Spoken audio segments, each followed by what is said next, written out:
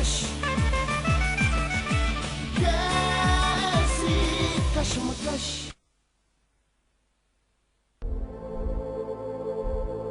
हाँ, जहाँ तक प्रॉपर्टी का सवाल है, मंदिरा इस मामले में कुछ नहीं कर सकती। ये प्रॉपर्टी मेरी है और मंदिरा मेरी बेटी होने के नाते इस घर में रह रही है। इसका मतलब ये नहीं कि वो प्रॉपर्टी की मालकिन हो गई।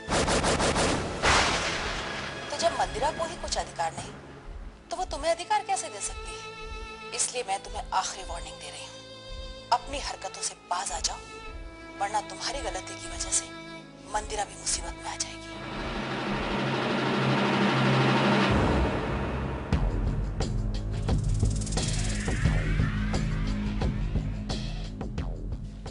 जल्द से जल्द अगर ये पता न चले कि हमारे मयंक को कौन परेशान कर रहा है, तो ये मयंक के लिए अच्छा नहीं होगा।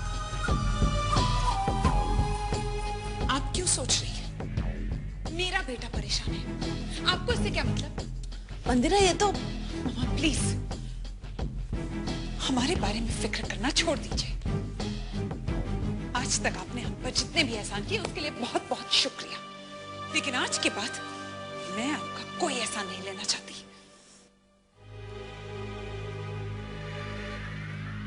अब तक नाराज हो मुझसे, कहा ना गुस्से में बोल गई। और वैसे भी मेरा तुम लोगों के सिवा दुनिया में है ही कौन? और मैं जो कुछ भी करती हूँ तुम लोगों के लिए ही तो करती हूँ। हाँ, हमारे लिए ही करती है, ताकि आप हमेशा इस बात का हमें एहसास दिलाते रहे कि आपके बगैर हमारा कोई वजूद नहीं है। अब अगर एक शब्द भी और कहा ना तो थप्पड़ मार दूंगी। माँ हूं मैं तुम्हारी, जो मुंह में आए बके जा रही है। माना की गलती हो गई, पर क्या मेरा इतना भी हक नहीं? और एक गलती के लिए तुम मेरे बरसों के प्यार को भूल गई। मैं कुछ नहीं भूली, इसलिए तब तक इस घर में हूं। अब बस करो मंदिरा, गलती इंसानों से होती है और ये वक्त आपस में उलझने के बजाय मयंक को संभालने का है। उसकी हालत देख रही हो ना तुम। रही बात मेरे गलत शब्दों की, तो उसके लिए मैं तुमसे माफी मांगती हूँ।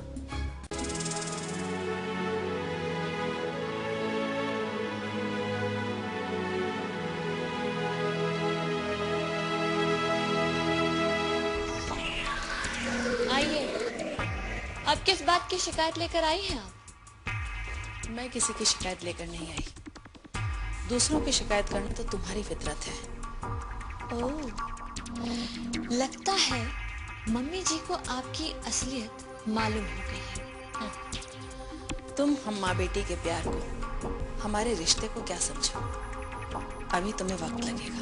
तो आपने मान लिया कि इस घर में मैं काफी वक्त तक रहने वाली हूँ? ये तो वक्त ही बताएगा। वो तो है। आपके आने का कारण बताएंगे आप? मैं तुमसे माफी मांगने आई हूँ। क्या क्या कहा आपने? मैं तुमसे माफी मांगने आई हूँ। जरा ऊंचा बोलेंगी? वो क्या है ना कि आपसे झिक झिक करते करते ना मेरे कान थोड़ा खराब हो गए हैं। मुझे माफ कर दो काम्या, अनजाने में मैं तुमसे बहुत कुछ गलत कह गई। अच्छा लगा। अपनी गलती इंसान को मान लेनी चाहिए। और आज मुझे ये भी पता चला कि भले ही आप में 100 बुराइयां हैं, लेकिन एक अच्छाई भी है।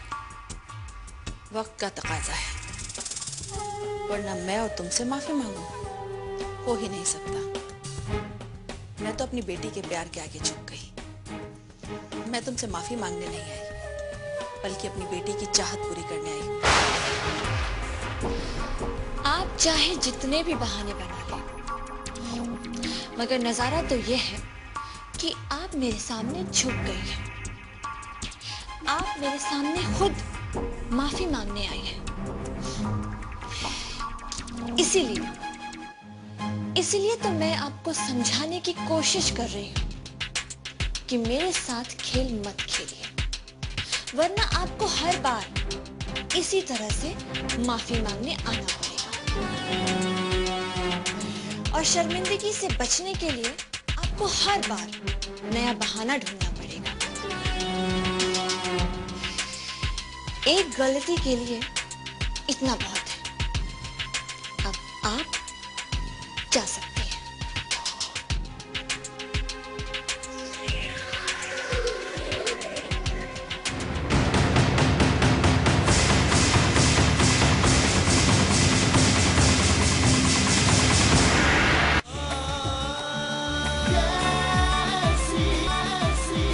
कशमकश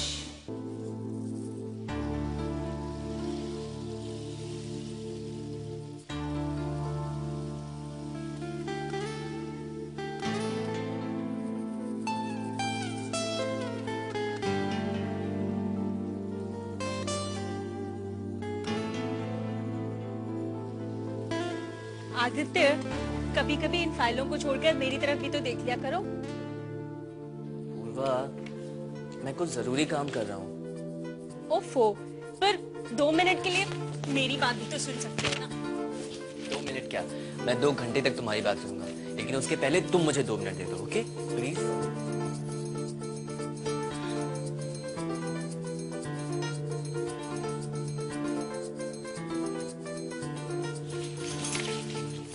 अरे ये क्या किया? 2 मिनट हो गए। ओके, बोल। तुम खुश हो ना? बहुत। अच्छा, एक बात बताओ आदित्य, अगर कभी साहिल भैया लौट आए तो फिर तुम क्या करोगे? मेरा मतलब है, ऑफिस तो साहिल भैया का है ना, फिर तो तुम्हें ऑफिस जाने की जरूरत ही नहीं पड़ेगी। अचानक ऐसा सवाल तुम्हारे दिमाग में आया क्यों? ओफो आदित्य, मेरे सवाल का जवाब दिए बगैर ही सवाल पूछ रहे हो। पहले मेरे सवाल का जवाब दो। देखो, पहले तो ये होने वाला नहीं, क्योंकि तुम भी अच्छी तरह जानती हो कि साहिल भैया लौट के नहीं आ सकते। और चलो 1 मिनट के लिए मान भी लेता हूं कि ऐसा हो सकता है, तो सबसे पहले उन्हें यह साबित करना होगा कि वो साहिल ही है, क्योंकि कानूनी तौर पर उन्हें मृत घोषित किया जा चुका है, तो कानून भी उन्हें आसानी से साहिल नहीं मानेगा। क्यों? इसलिए कि क्या भरोसा, कोई भी साहिल भैया का हमशक्ल होने का फायदा उठाने आ जाए। तुम्हें याद है ना, मयंक भैया भी एक बार ऐसा कर चुके हैं। हाँ, पर अगर उन्होंने साबित कर दिया तो?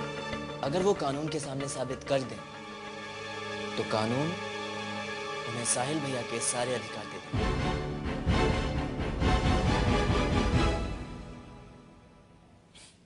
खैर, ये सब छोड़ो, मुझे मेरा काम करने दो, ओके?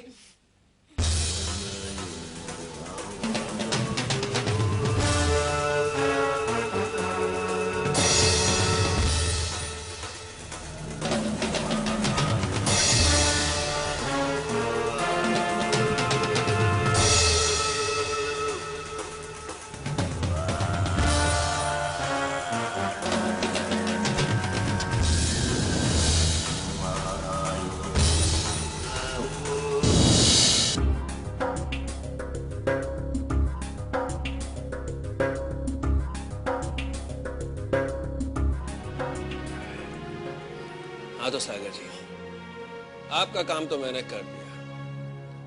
मेरे लिए आपने क्या सोचा? तुम्हारा क्या मतलब? तुम्हारे काम की कीमत तो दे चुका हूं ना मैं। हमेशा साथ चलने की बात करते हैं और एक कदम की कीमत देख के हिसाब चुकता करना चाहते हैं।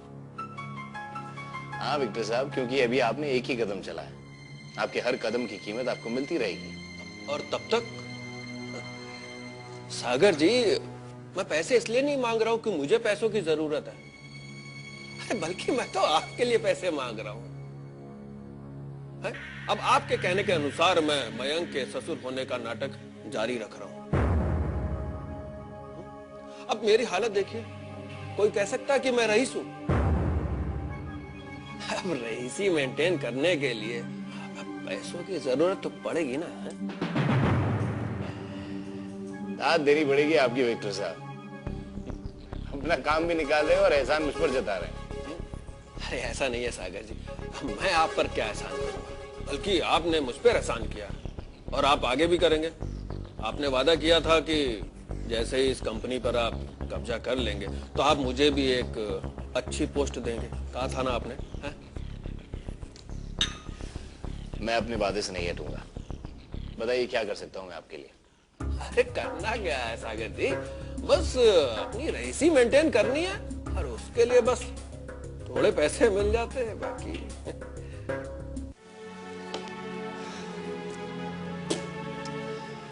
मेरे ख्याल से इतने पैसे से आपकी रईसियत मेंटेन हो जाएगी।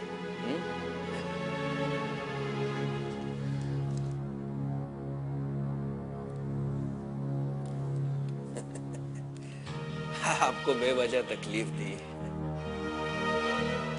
माफी चाहता हूं मैं। और मेरी नौकरी के बारे में आप जल्दी सोचिए।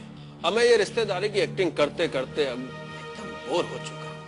अब मैं चलता हूं। मयंक चौधरी को रुलाने के लिए आपको जल्द से जल्द इंतजाम करना है।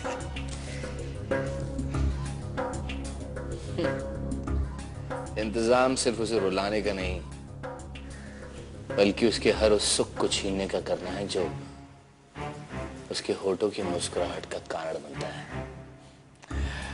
अरे प्रॉपर्टी तो उसके सुख का एक बहुत छोटा सा हिस्सा है डॉक्टर साहब।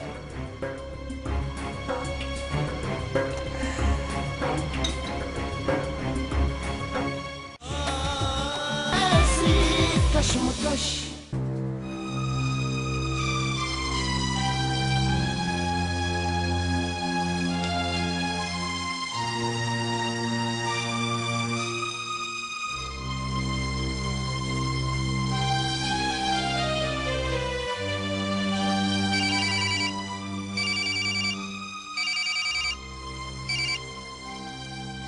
हेलो,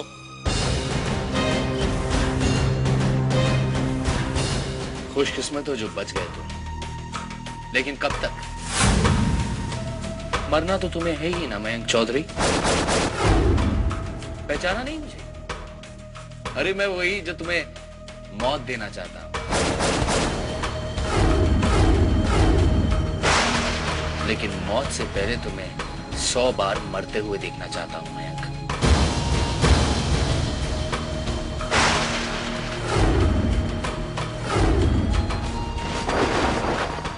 ताकि तुम्हें पता चले कि जब किसी इंसान को तकलीफ होती है तो उसे कैसा लगता है।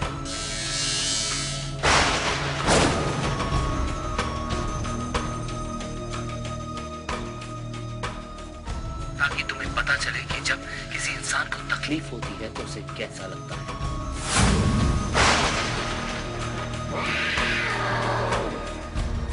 खैर, तुम्हारे लिए एक और सरप्राइज गिफ्ट भेजा है मैं।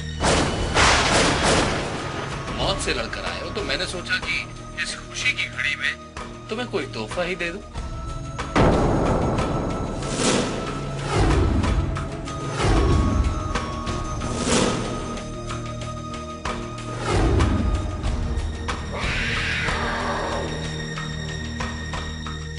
तो जाओ जरा अपने दरवाजे पर जाकर देखो, मैंने तोहफा भेजा है तुम्हारे लिए। Goodbye.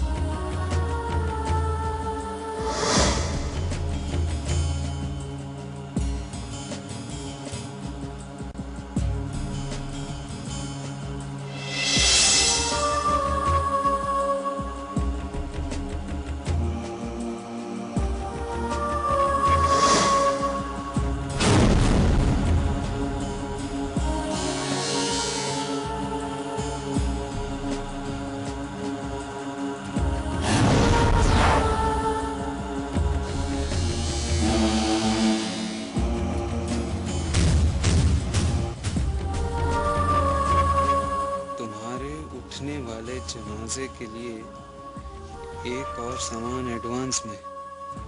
मौत मुबारक हो मयंक चौधरी।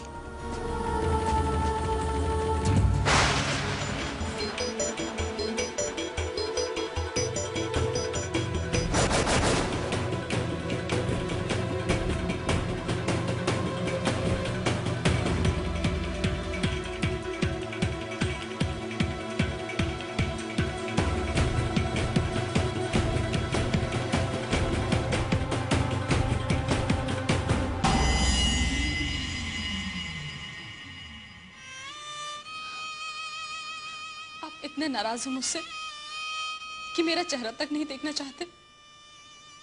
मैं किसी का चेहरा क्या देखूं बेटा? हकीकत तो यह है कि मैं खुद अपना चेहरा किसी को दिखाने के लायक नहीं रहा। आखिर ऐसा क्या किया है मैंने? आप लोग मुझे किस बात की सजा दे रहे हैं? यही बात तो मैं तुमसे जानना चाहता हूं तनु, कि आखिर मुझे किस गुनाह की सजा मिल रही है? इस गुनाह की कि मैंने तुम्हें इतना नाजों से पाला, या फिर इस गुनाह की कि मैंने तुम्हें इतना प्यार किया, या फिर इस बात की कि मैं तुम पर इतना विश्वास करता हूं, या फिर इस बात की कि मुझे तुम पर कितना अभिमान था? किस बात की सजा मिल रही है मुझे तनु? मैंने ऐसा कोई काम नहीं किया पापा जिसकी वजह से आपको शर्मिंदा होना पड़े। शर्मिंदा तो मैं हो चुका हूं बेटा। तुम्हें पता नहीं कि राह चलते मुझे कितनी शर्मिंदगी का एहसास होता है। वो लोग जो कल तक मेरी तरफ आंख उठाकर देखने की हिम्मत पे नहीं करते थे, वो मेरी तरफ देखकर हंसते हुए उंगली उठाकर कहते हैं कि वो देखो जा रहा है एक मतलबी बेटी का बाप, एक ऐसी बेटी का बाप जिसकी बेटी ने अपने मतलब के लिए एक अमीर लड़के को फंसाया। बोलो बेटा, तुमने क्यों किया ऐसा? क्यों किया मेरे विश्वास के साथ विश्वासघात? क्यों उस घर के साथ साथ तुमने मेरे माथे पर यह कलंक का टीका लगा दिया बेटा? तुम बोलती क्यों नहीं तनु? क्यों किया तुमने ऐसा? क्यों किया? क्यों? क्यों बेटा? क्योंकि साहिल जिंदा है।